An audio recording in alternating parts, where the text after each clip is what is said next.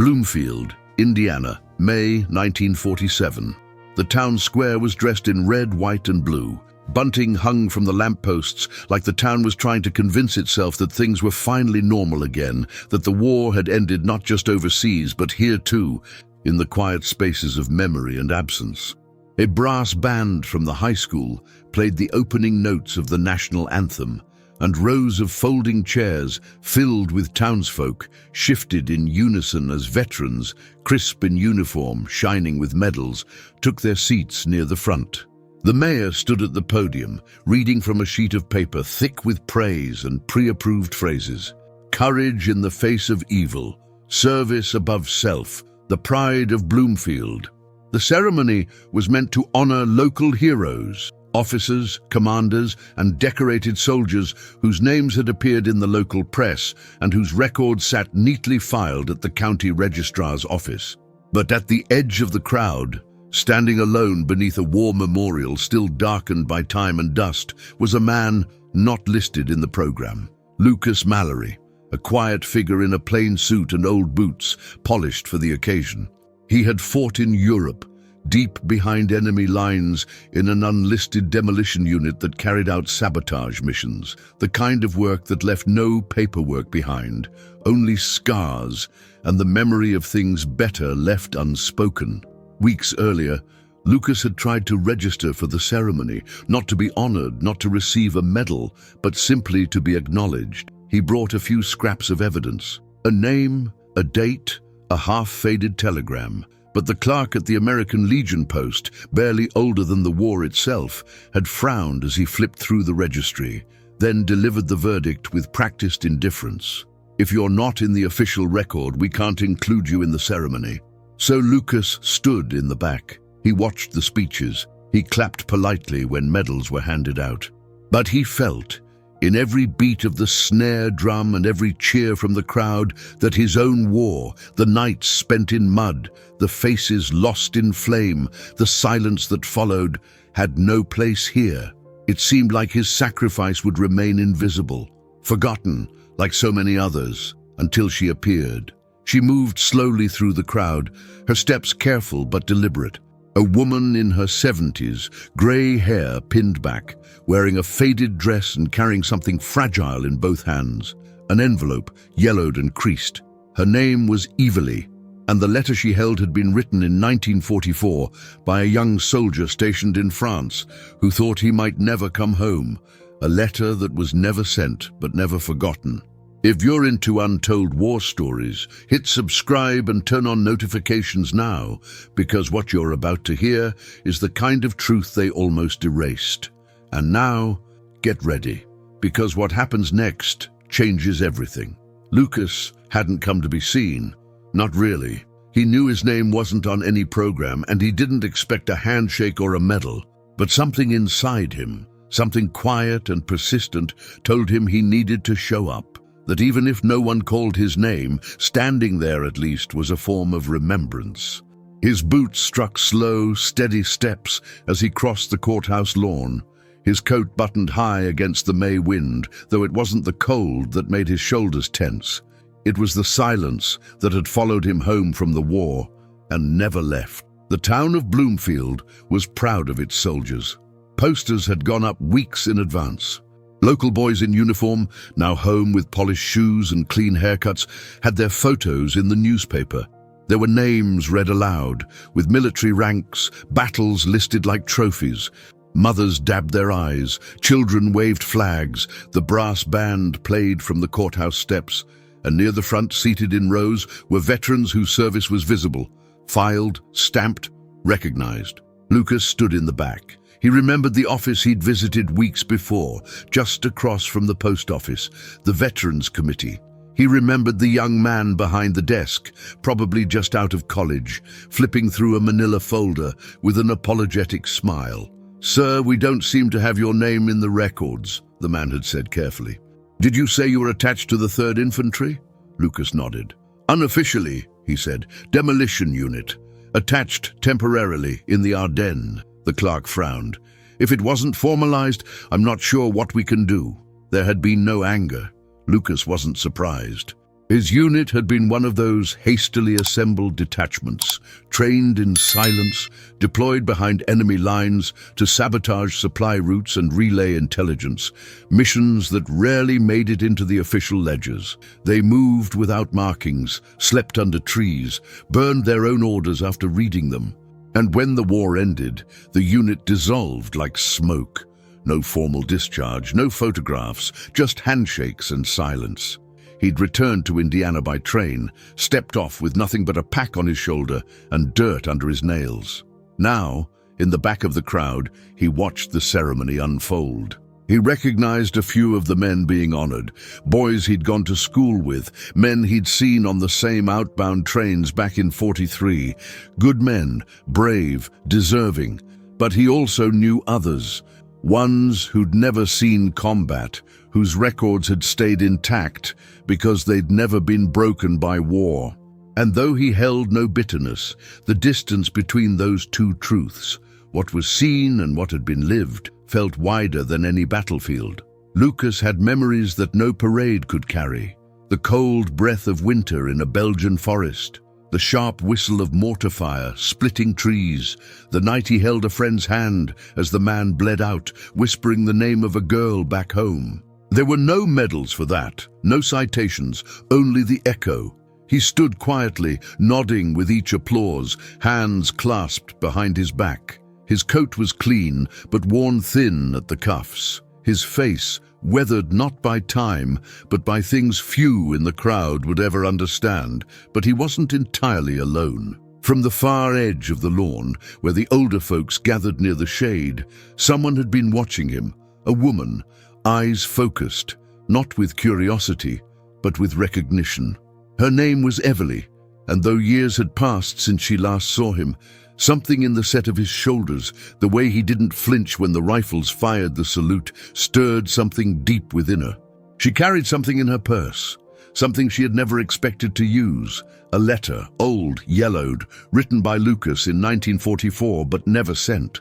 What she held in that envelope, and what she was about to do, would change the ceremony and the town in a way no one expected.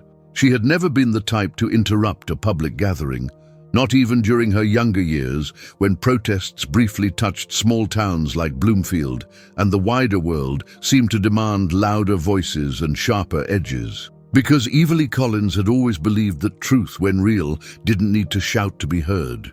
It only needed the right moment, and as she stood at the edge of the crowd, watching Lucas from a distance, the wind pulling at her shawl and the ceremony unfolding with all its formality and fanfare, she knew deep down, with the quiet certainty that only memory can give, that the moment had finally come.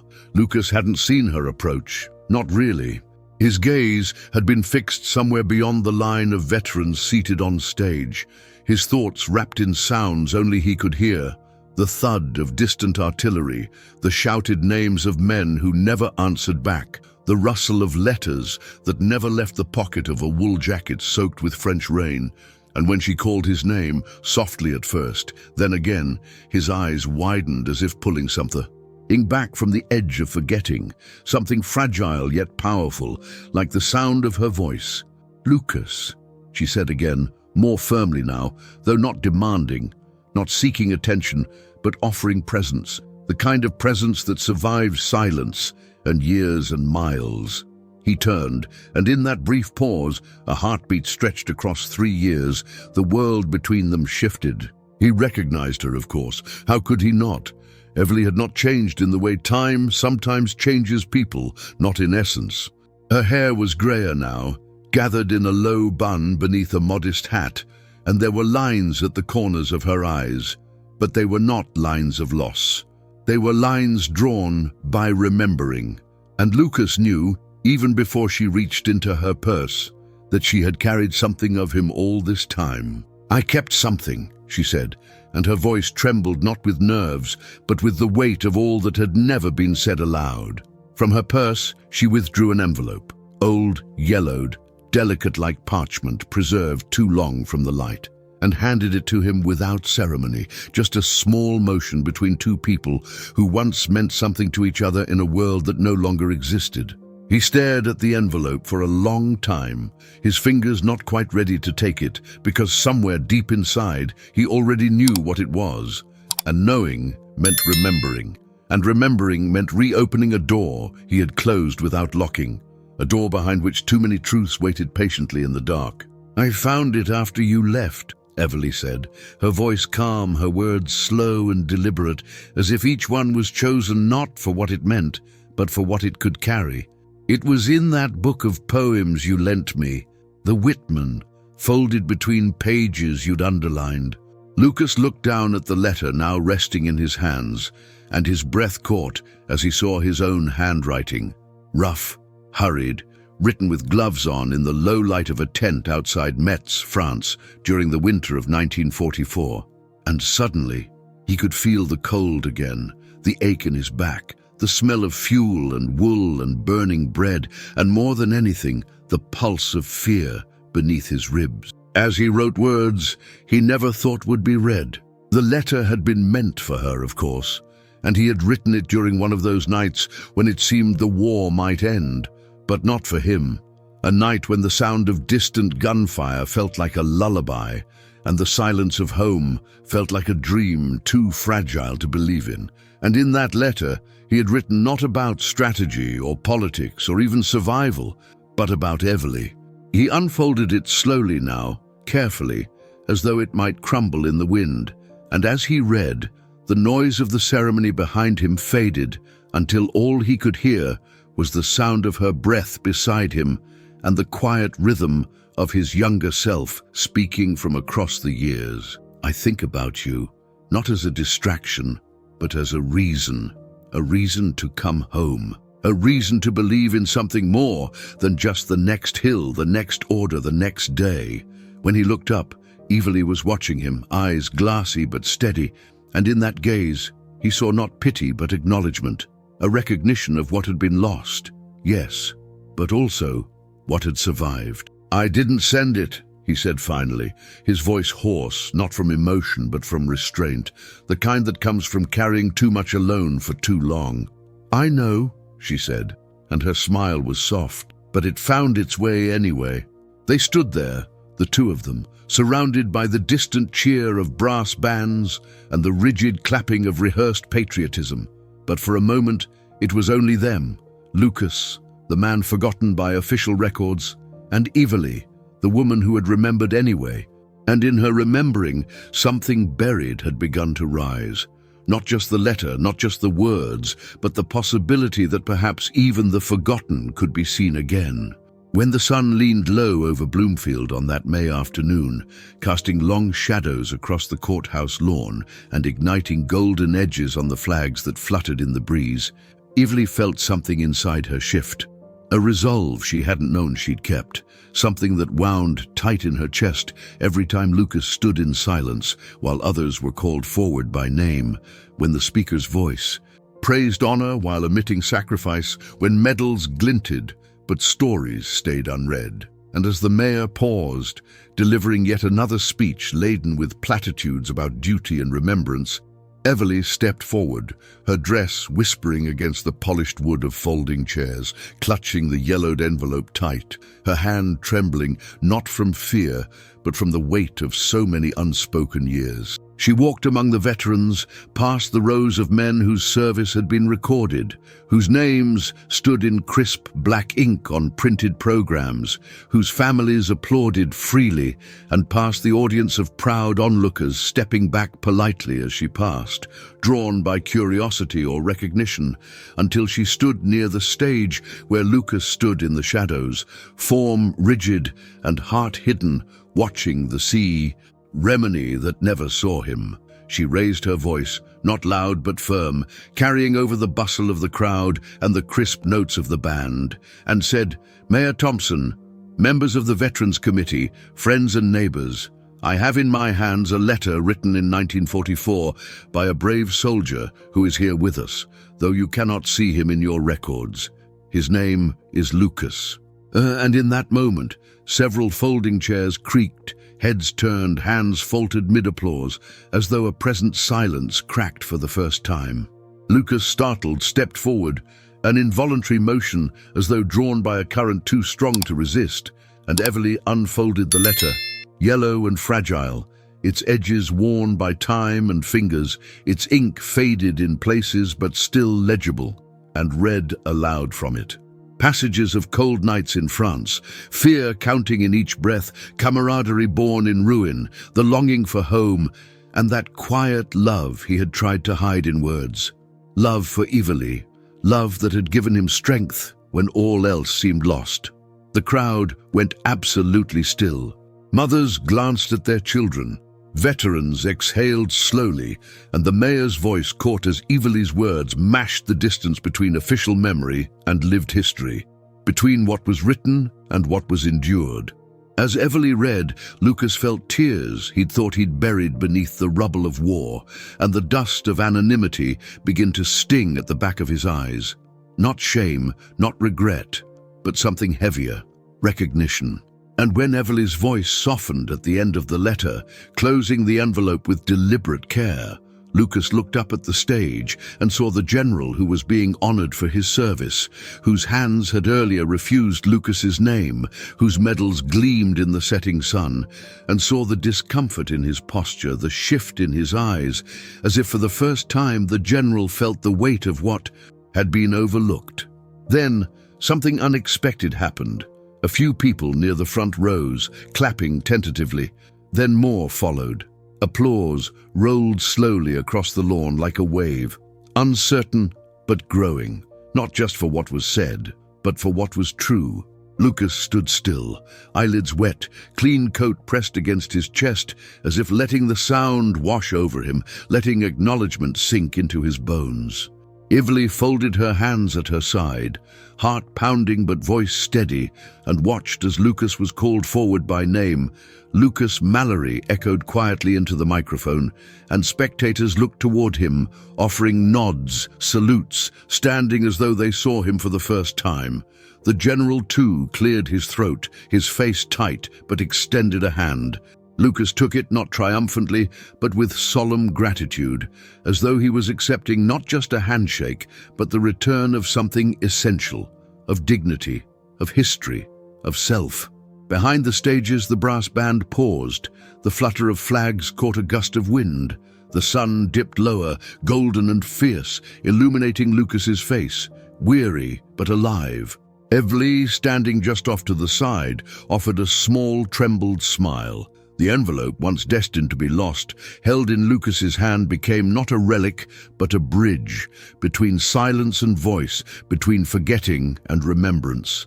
People in the audience wiped their eyes, veterans saluted, children looked on wide-eyed.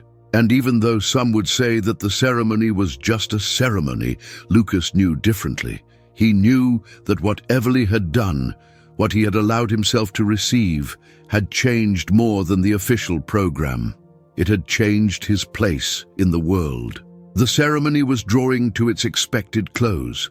The final notes of the anthem fading into the crisp evening air, the speeches folded and set aside, the medals all distributed to names known and recognized, when a shift, subtle but undeniable, took place among the crowd. Whispers passed between veterans, glances traded between city officials, and then all eyes turned toward the man who had, until then, remained in the margins of memory and documentation, toward Lucas Mallory, the one whose name had not graced any official list, whose service had been left to the silence of forgotten files, but whose truth had now echoed across the lawn through Everly's voice, and a letter that survived more than just war. The mayor, standing behind the podium, with uncertainty in his eyes and the weight of public perception pressing against his collar, exchanged a brief word with the committee chair, whose rigid posture had softened into something that resembled humility. And then, after a pause that held more meaning than any anthem, the mayor stepped forward again and adjusted the microphone, his voice this time not filled with practiced confidence, but with a kind of humbled clarity. "There is one more name," he said, scanning the crowd. "One we failed to recognize today, one that should have been called from the start." Lucas didn't move at first.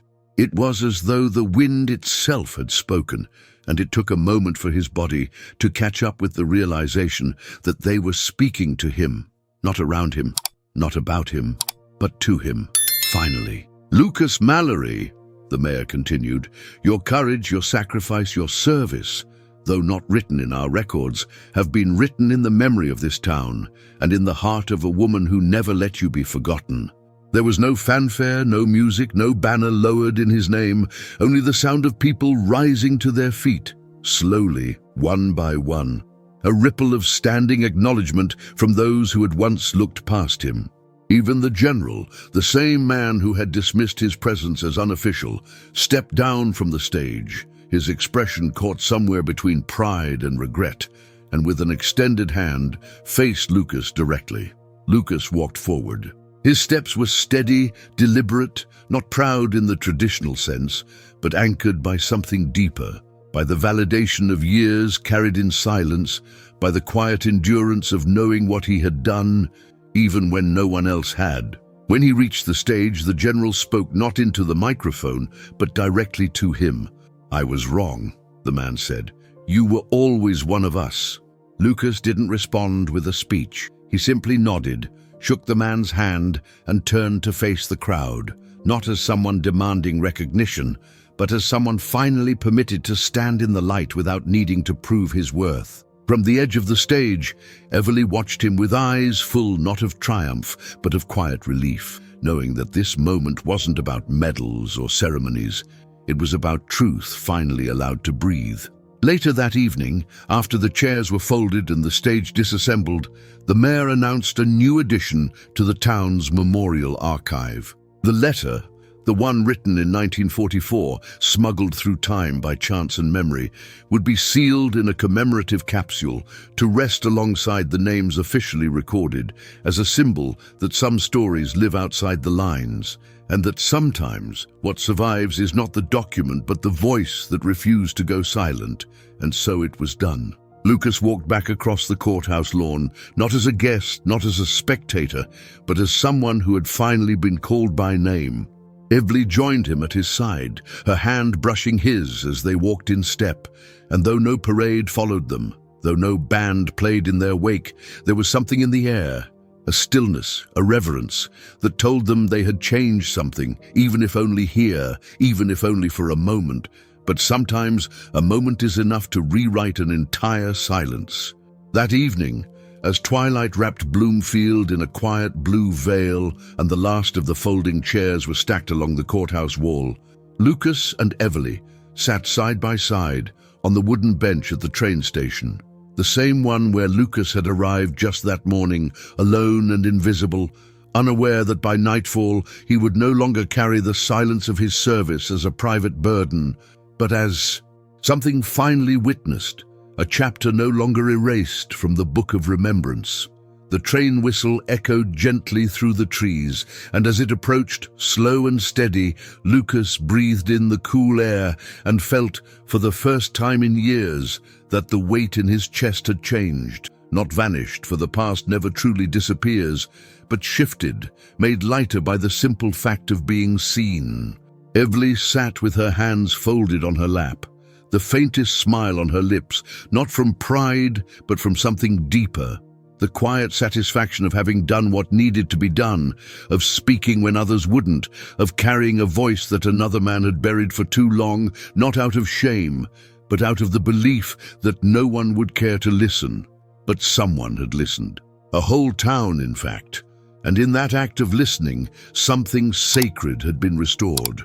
Lucas didn't need a plaque or a photograph in the newspaper. He didn't crave the kind of honor that comes with rank or ribbon. What he received that day was something far more human.